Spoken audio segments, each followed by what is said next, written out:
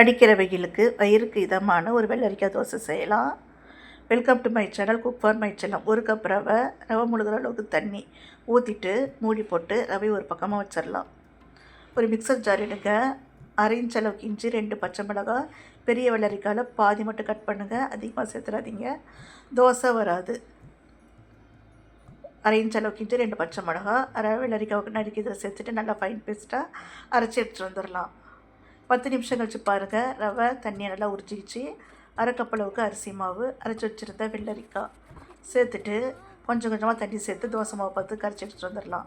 1 teaspoon அளவுக்கு உப்பு சேர்த்துடலாம்.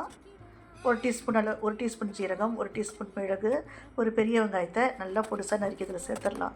சேர்த்து நல்லா கலந்து அடுப்பை மீடியம் ஃப்ளேமில் வச்சு தோசை மொத்தமாக ஊற்றுங்க. அப்போ தான் நல்லா திருப்ப வரும். அவ்வளோதான், சூப்பரான வெள்ளரிக்காய் தோசை தயார். நன்றி.